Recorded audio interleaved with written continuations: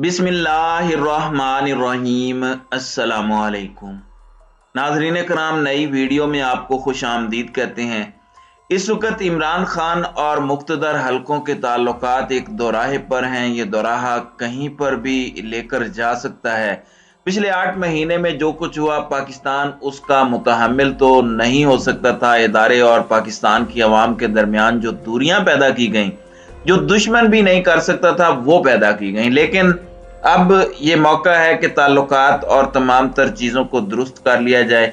Make और break movement है, लेकिन इसके अंदर इमरान खान ने ISI के लिए एक मैदान सजा दिया है और इस सब से चोरों और माफियाज के लिए ना सिर्फ खतरे की घंटी बज चुकी है, बल्कि कप्तान ने GHQ को एक पैगाम दिया है। ये पैगाम क्या है? जबकि दूसरी जानिब Bajwa leaks, general retired Qamar Javed Bajwa के खानदान के असासे जिस तरह मल्टीप्लाई हुए और अरबों रुपए के असासे बन गए, इस पूरे के पूरे सिनेरियो में बाजवा लीक्स जो FBR का डाटा लीक हुआ, गिरफ्तार मुल्जिमान के कुछ इंकशाफात भी सामने आए हैं। वो इंकशाफात भी बल्कि मैं आपके सामने इस वीडियो में रखूंगा। दो बड़ी खबरें हैं, एक इमरान खान का ISI को पैगाम और दूसरा जनरल बाजवा के हवाले से जो चीजें हैं।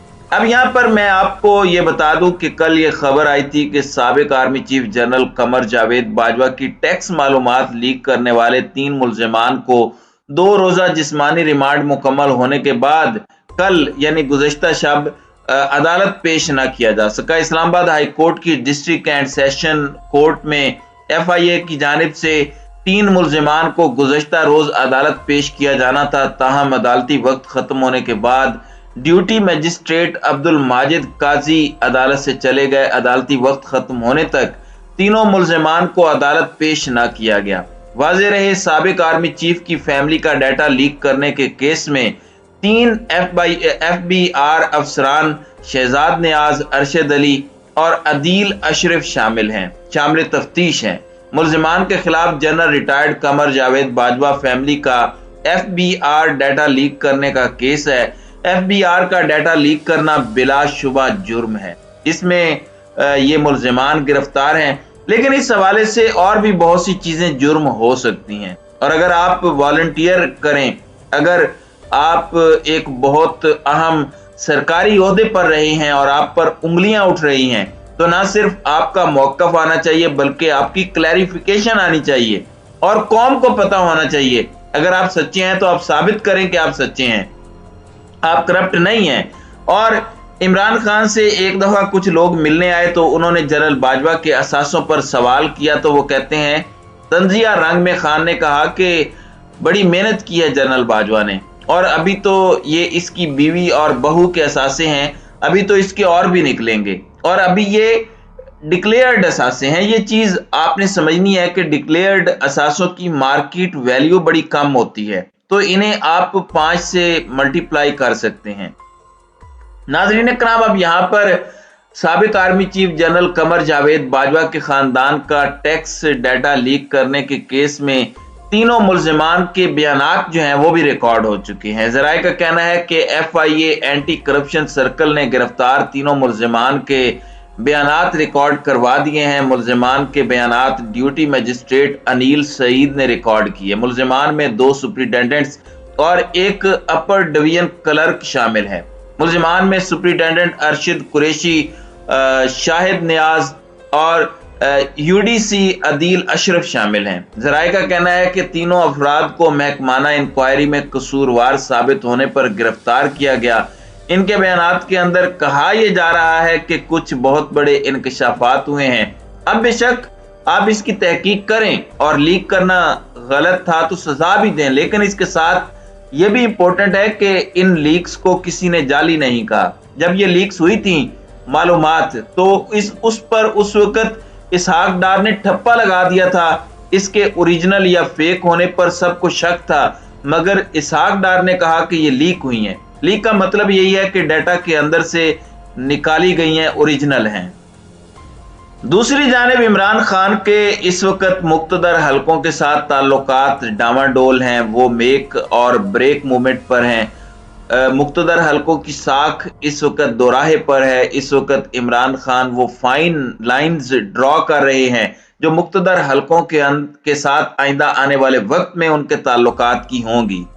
वो नई एस्टेब्लिशमेंट से बहुत सी तवक्कुआत, बहुत सी उम्मीदें रखे हुए हैं।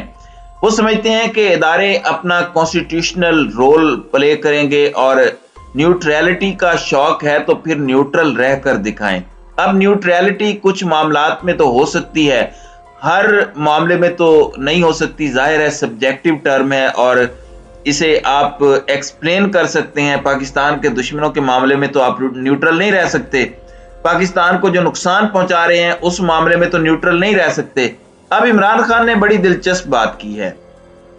इमरान खान का कहना है कि अगर आईएसआई को high level corruption, money laundering, कब्जा ग्रुप्स और स्मगलिंग के खिलाफ इस्तेमाल किया जाए तो हम एक अच्छी गवर्नेंस दे सकते हैं। एक इंटरव्यू में इमरान खान ने मुल्क को बहरान से निकालने के लिए नई तजावीज देते हुए कहा कि अदलिया अपना काम करे और फौज की मुनज़्ज़म फोर्स को माफियाज के खिलाफ इस्तेमाल किया जाए।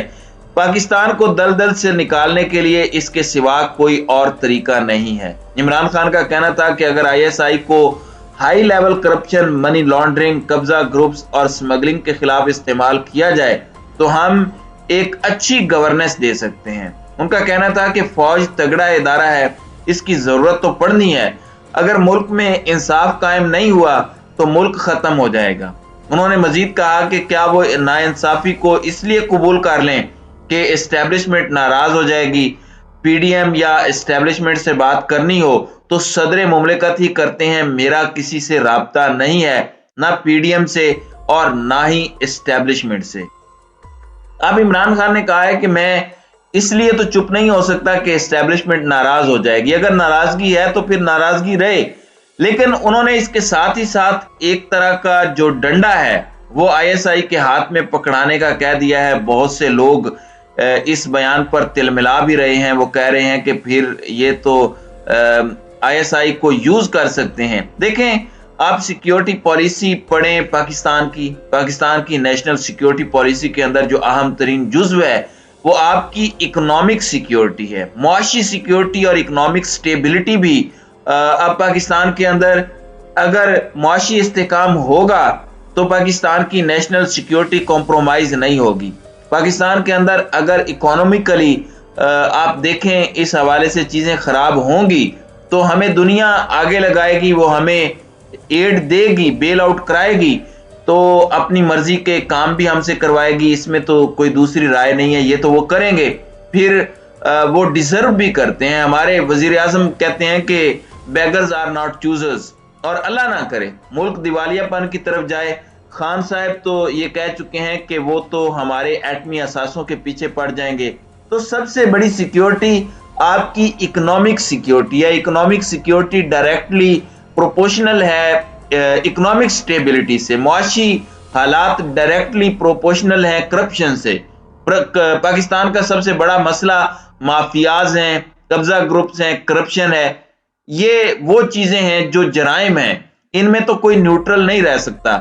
जैसे एक दहशतगर्द को देखकर कोई न्यूट्रल नहीं रह सकता। तो खान साहब ने ये बात उस तनाजुर में की है कि इदारे की जरूरत पड़ेगी और ये एक मुनज़्ज़म इदारा है, ये एक तगड़ा इदारा है।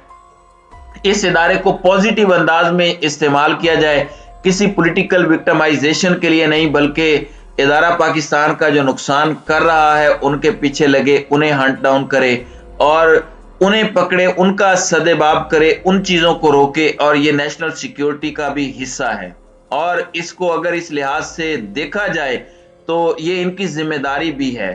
तो ये जीएचक्यू को एक बहुत बड़ी बात खान साहब ने कह दी है और इन सब की शामत आ सकती है। देखें, इमरान खान के बारे में एक चीज बड़ी वाज़ेह है कि वो मुनाफकत नहीं करते। वो फौज और फौज का जो इदारा है उसकी अहमियत को भी मानते हैं, लेकिन उन्हें जो चीज बुरी लगती है वो बता देते हैं।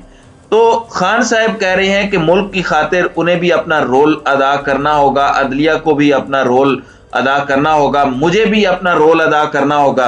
और ये जो बात की है it makes a lot of sense और ऐसा करना चाहिए। अगर कोई नुकसान होता है तो मुल्क से मोहब्बत करने वाला इदारा उसके सामने सीसा पलाई दीवार बन जाए। तो नाज़रीन कराम, आपकी इस वीडियो के हवाले से क्या राय है? अब अपनी राय का इजहार कमेंट सेक्शन में जरूर कीजिएगा।